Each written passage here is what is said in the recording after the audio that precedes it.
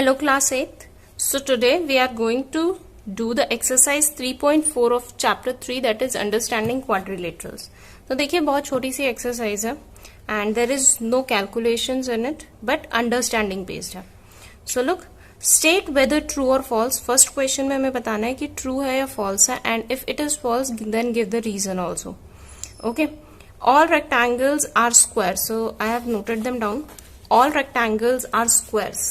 सभी रेक्टेंगल्स क्या है, स्क्वायर्स हैं. सो द थिंग, आपने सिर्फ ट्रू फॉल्स लिखना और रीजन लिखना है.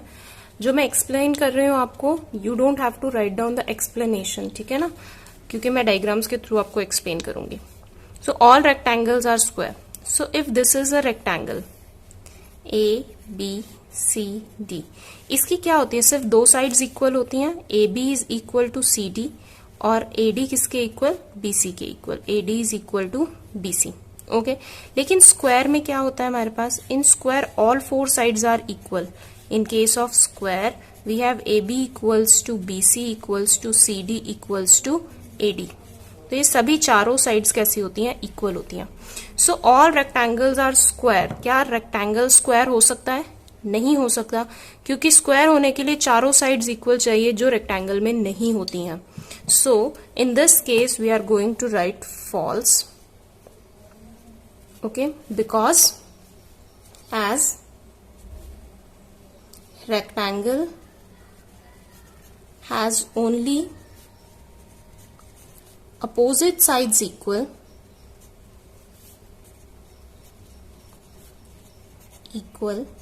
but in square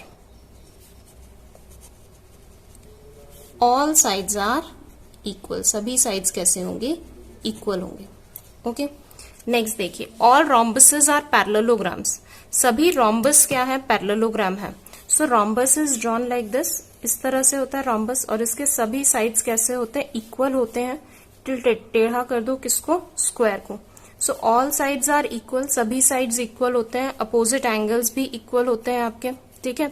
so this is a parallelogram, क्योंकि पैरेललोग्राम में क्या होता है, if I draw a parallelogram here PQRS, ठीक है.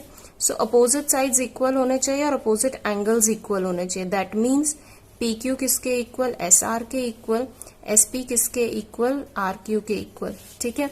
क्या ये चीज है यहाँ पर, AB CD के इक्वल है. Yes, AB is equal to CD. BC किसके इक्वल है, AD के इक्वल है, ठीक है. Now angle P should be equal to angle R. Angle P किसके इक्वल, एंगल R के इक्वल होता है. और Q is equal to angle S. Angle Q किसके इक्वल होता है, एंगल S के. तो ये चीज यहाँ पे भी होती है, एंगल AC के इक्वल होता है, BD के इक्वल होता है. सो दैट मीन्स सभी रोम्बस क्या होंगे, पैरेललोग्राम होंगे. Okay, so this statement is true. Next, all squares are rhombuses and also rectangles. जितने भी स्क्वायर्स हैं वो सभी रोम्बस भी होते हैं और रेक्टेंगल भी होते हैं. So will first draw square. This is my square ABCD. Okay, इसके सभी साइड्स इक्वल होंगे. रोम्बस में भी क्या होता है, it has all the sides equal. ABCD सभी साइड्स इक्वल होते हैं, तो ठीक है, दोनों सिमिलर हैं. अब जो अपोजिट एंगल्स होते हैं they are equal. Opposite angles कैसे होते हैं, इक्वल होते हैं. So A is equal to C. सभी यहाँ तो 90 डिग्री एंगल्स होते हैं, ऑल आर 90 डिग्री, ठीक है ना. तो ये भी ठीक है. नेक्स्ट इज जो डायगोनल्स होती हैं आपकी स्क्वायर की और रोम्बस की, वो किस पे बाइसेक्ट करती हैं, they bisect at 90 degree. Diagonals bisect करती हैं कहाँ पे, 90 डिग्री एंगल पे. बाइसेक्ट एट 90 डिग्री, ठीक है. सो परपेंडिकुलर बाइसेक्टर्स होती हैं. सो दैट मीन्स सभी स्क्वायर्स और रोम्बस हैं, ठीक है. ये हो गया. नेक्स्ट, अब हमने देखना है कि क्या सभी स्क्वायर्स रेक्टेंगल्स भी होंगे. सो डेफिनेटली होंगे. क्यों, क्योंकि रेक्टेंगल में क्या होता है, अपोजिट साइड्स इक्वल होती हैं, सभी एंगल्स 90 डिग्री होते हैं. स्क्वायर में भी सभी एंगल्स 90 डिग्री है, यहाँ भी सभी 90 डिग्री है. अपोजिट साइड्स इक्वल होनी चाहिए, तो इसकी तो सभी साइड्स इक्वल होती हैं. दैट मीन्स सभी स्क्वायर्स क्या है, रोम्बस भी हैं एंड रेक्टेंगल्स भी हैं. So this statement will also be true. Okay, next, all squares are not parallelograms. सभी स्क्वायर्स जो है वो पैरेललोग्राम्स नहीं है. So in this case square बनाइए, A B C D, it is a square. तो इसके सभी साइड्स कैसे होंगे? इक्वल होंगे। सभी एंगल्स कितने होंगे? 90 डिग्री ईच होंगे। ठीक है, डायगोनल्स तो बाइसेक्ट करती ही हैं। पैरेललोग्राम में भी क्या होता है? Opposite sides are equal, A B C D के इक्वल होगा और ए डी बी सी के इक्वल होगा। क्या यहाँ पे ऐसा है? ए बी सी डी के इक्वल है, yes. B C A D के इक्वल है, yes. So this is also a parallelogram, क्योंकि opposite sides equal, angles equal होने चाहिए और अपोजिट साइड्स इक्वल होनी चाहिए फॉर अ पैरेललोग्राम। सो यहाँ पे सभी साइड्स इक्वल है, अपोजिट एंगल्स भी इक्वल है, each is 90 degree. So that is why all squares are parallelogram. This is a true statement. Okay, next, all kites are rhombuses. सभी kites जो है वो क्या है? रोम्बस हैं। सो इज इट पॉसिबल कि सभी काइट्स रोम्बस होंगी? सो देखते हैं। काइट शेप हमारे पास ऐसे होता है, like this. Okay, now A B C and D. A B किसके इक्वल? ए डी के इक्वल। और बी सी किसके इक्वल? सी डी के इक्वल। ये होती है हमारी काइट शेप। रोम्बस क्या होता है? रोम्बस में हमारे पास में, if I make a rhombus like this, तो यहाँ पे ए बी सी डी, यहाँ क्या होना चाहिए? A B C D B C सब इक्वल होने चाहिए। रोम्बस में सभी साइड्स इक्वल होती हैं। क्या यहाँ पे ऐसा है? नहीं है। So it is a false statement. It is a false statement. और इसका रीजन हम क्या लिखेंगे? As all sides of kite are not equal, but in a rhombus में क्या होती हैं? सभी साइड इक्वल होती हैं। all sides are equal. Okay, next, come to the next one. In the next one we have all rhombuses are kites. all rhombus क्या होंगी? kites होंगी। तो देखिए, पहले rhombus को बना लीजिए। सेम पिछले से भी हम निकाल सकते हैं। This is a rhombus, A B C and D. So A B सब आपस में इक्वल होंगी। एंड काइट में क्या ये काइट बन सकती है? काइट की सिर्फ एडजेसेंट साइड्स ही क्या होती हैं? इक्वल होती हैं, इस तरह से। तो अगर इसकी सभी साइड्स इक्वल है, ए बी ए डी के इक्वल है जो काइट में होती है, यस। एंड बी सी किसके इक्वल है? सी डी के इक्वल है। So definitely it is a kite. और दोनों की जो डायगोनल्स होती हैं वो कहाँ पे बाइसेक्ट करती हैं? 90 डिग्री ईच। ठीक है ना, किस पे बाइसेक्ट करती है? 90 डिग्री ईच पे। So true, it is a true statement. Next one, all parallelograms are trapeziums. सभी पैरेललोग्राम्स क्या है? ट्रेपीजियम्स हैं। So parallelograms are this, A B C D. Opposite sides are equal and parallel. Opposite sides are equal and parallel, ये parallelogram होता है हमारा। Trapezium क्या होता है? जिसमें एक साइड क्या होगी? एक साइड क्या होगी आपकी? पैरेलल होगी, ऐसे। ठीक है, सो देखो, क्या सभी पैरेललोग्राम्स को हम ट्रेपीजियम्स बोल सकते हैं? बिल्कुल बोल सकते हैं। क्यों? हमें क्या चाहिए? सिर्फ एक साइड अपोजिट पैरेलल चाहिए। यहां पर अपोजिट साइड पैरेलल है, it is that. So the statement is also true. Now the next one, all squares are trapeziums. क्या सभी स्क्वायर्स को हम ट्रेपीजियम बोल सकते हैं? If this is my square, A B C and D, सभी sides कैसे हैं? इक्वल है। These are trapezium. ट्रेपीजियम में क्या होगा? सेम, एक साइड आपकी क्या होगी? पैरेलल होगी। इक्वल होना जरूरी नहीं है, but it should be parallel. So यहाँ पे सभी साइड्स इक्वल है, पैरेलल है, अपोजिट साइड्स। ठीक है, यहाँ पे क्या है? एक पेयर क्या होना चाहिए? पैरेलल होना चाहिए। तो डेफिनेटली एक पेयर तो पैरेलल मिल ही जाएगा हमें। So true, the statement is also true. Now come to the question number second, identify all quadrilaterals that have 4 sides of equal length. 4 sides जिस क्वाड्रिलेटरल में इक्वल हैं, तो कौन कौन से होते हैं? It is a square, square में इक्वल होता है और रोम्बस में इक्वल होता है। सभी साइड्स इक्वल किसमें होती हैं? स्क्वायर में और रोम्बस में। 4 राइट एंगल्स, 4 एंगल्स हो, चारों राइट एंगल्स हो, ठीक है ना, तो वो किसमें होता है? Square and rectangle, square and rectangle. Okay, next, explain how a square is a quadrilateral. ये एक्सप्लेन करना है हमें कि स्क्वायर जो है उसको मैं क्वाड्रिलेटरल कैसे कह सकती हूँ। अब क्वाड्रिलेटरल की कितनी साइड्स होती हैं? क्वाड्रिलेटरल हैज 4 साइड्स, ठीक है ना। क्लोज्ड फिगर क्या होना चाहिए?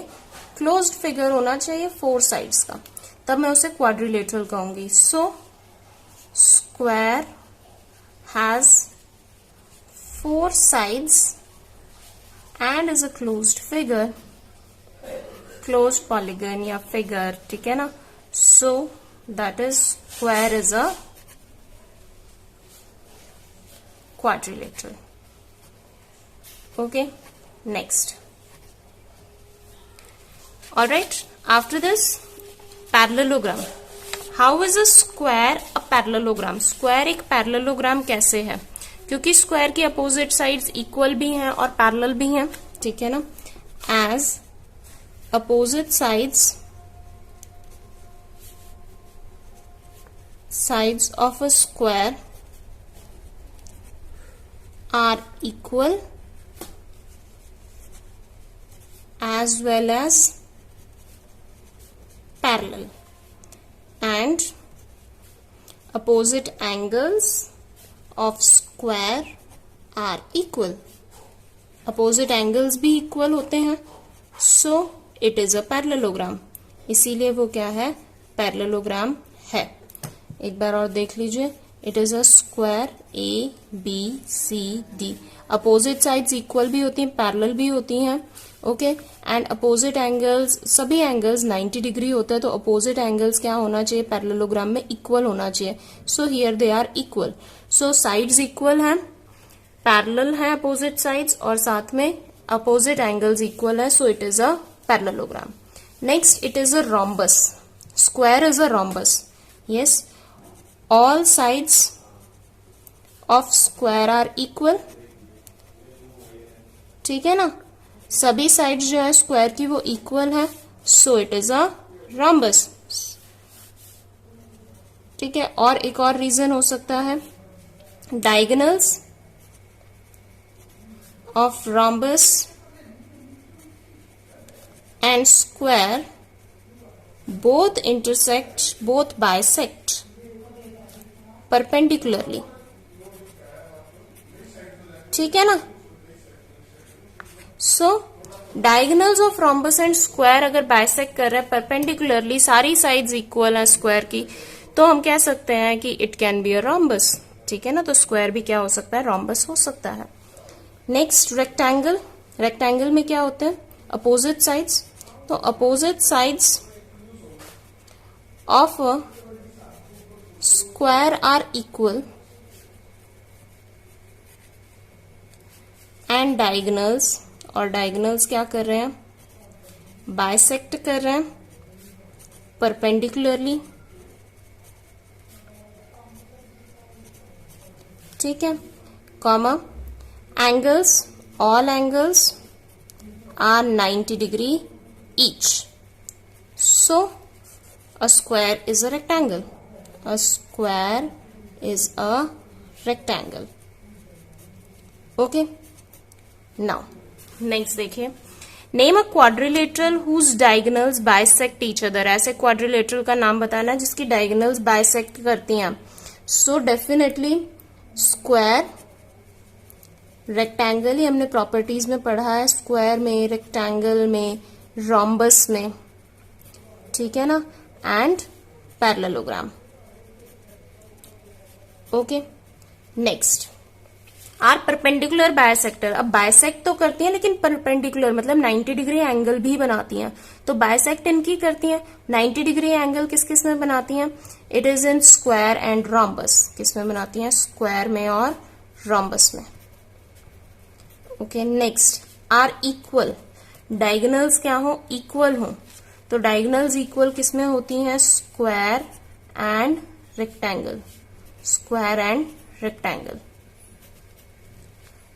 ओके। तो यहां हमें सिर्फ नेम्स लिखने थे according to the diagonals, diagonal की प्रॉपर्टी गिवन है। Now the next one, explain why rectangle is a convex quadrilateral. कि एक रेक्टेंगल जो है वो कन्वेक्स क्वाड्रिलेटरल क्यों है? सो ये देखिए, this is a rectangle, A B C D, इसकी डायगोनल्स कहाँ एग्जिस्ट करेंगी? Inside the polygon, inside the rectangle, bisect inside the rectangle, ठीक है ना. So it is a convex quadrilateral, ये भी हमने किया है. Now as the diagonals of rectangle bisect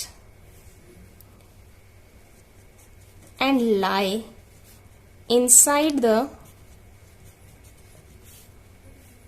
rectangle या interior or interior of a rectangle, so it is a convex quadrilateral. और एक रीजन हम लिख सकते हैं साथ में, all angles of rectangle, all interior angles I must say, हमने इस चैप्टर के स्टार्टिंग में पढ़ा था, all interiors of rectangle are 90 degree, that is less than 180 degree, so it is a convex quadrilateral. Convex polygons के लिए हमने पढ़ा था, ये 4 साइड्स के लिए है, तो कन्वेक्स क्वाड्रिलेटरल. सो दोनों में से हम कोई भी रीजन बता सकते हैं. Next, the last question, A B C is a right angle triangle. ये देखिए एबीसी एक राइट एंगल ट्रायंगल मुझे गिवन है, that means angle B is 90 degree and O is the mid point. O यहाँ पर क्या है? मिड पॉइंट है किसका? साइड का, opposite to right angle. Explain why O is equidistant from A B and C. A से, B से और सी से वो इक्वल डिस्टेंस पर है, तो ये हमको बताना है कि ऐसा क्यों है. Alright, so what we will do, हम पहले एक कंस्ट्रक्शन करेंगे छोटी सी. व्हाट वी विल कंस्ट्रक्ट, हम यहां से एक लाइन ड्रॉ करेंगे इस तरह से. इसको एक कंप्लीट पैरेललोग्राम बना लीजिए. Make it a complete parallelogram. In this case यहां पर बन गया. ओके, एंड नाउ हम इसको, थोड़ा सा टेढ़ा हो गया, लाइक हियर, इसको ओ को यहां नहीं यहां शिफ्ट कर लीजिए. Okay, now alright, so this name it as D. इसको हमने डी नाम दे दिया. अभी देखिए पहले हमने किया कंस्ट्रक्शन, तो first write the construction. Draw AD parallel to BC. Parallel बनाओ BC के, क्योंकि पैरेललोग्राम तभी बनेगा जब ये पैरेलल होंगी और इक्वल होंगी. AD equal to BC and DC किसके equal? CD parallel to BA and CD is equal to BA. So ABCD is a parallelogram. ABCD क्या हो जाएगा? पैरेललोग्राम हो जाएगा. नाउ गिवन क्या है हमें? Angle B equals to 90 degree. This is given. So हमारा जो एंगल D है, angle D, this will also be equal to 90 degree. Angle D is equal to angle B. Why? क्योंकि opposite angles of a parallelogram, parallelogram के जो opposite angles होते हैं वो कैसे होते हैं? इक्वल होते हैं. ठीक है, सो एंगल D भी कितना हो गया? 90 डिग्री. ठीक है, जब सभी एंगल्स 90 हो जाएंगे, सिमिलरली हम ये भी बता सकते हैं, similarly we can also prove that angle A is equal to angle B is equal to angle C equals to angle D. यहाँ पे एडजेसेंट एंगल्स वाली प्रॉपर्टी लगा लीजिए. सो 90 डिग्री आ जाएंगे. दैट इज हम कह सकते हैं ABCD is a rectangle. ABCD क्या बन गया? हमारा एक रेक्टेंगल बन गया. अब जब हमारा रेक्टेंगल बन गया तो diagonals of rectangle, diagonals of rectangle are equal and bisect each other at point of intersection. तो point of intersection हमारा क्या है? O है. कहाँ पे कर रही हैं? O पर. सो AO किसके इक्वल होगा? OC के equals to OB equals to OD. ठीक है, हेंस इसीलिए जो पॉइंट है, हेंस O इज इक्विडिस्टेंट. ये सभी डिस्टेंस इक्वल है, तो equidistant from A, B and C.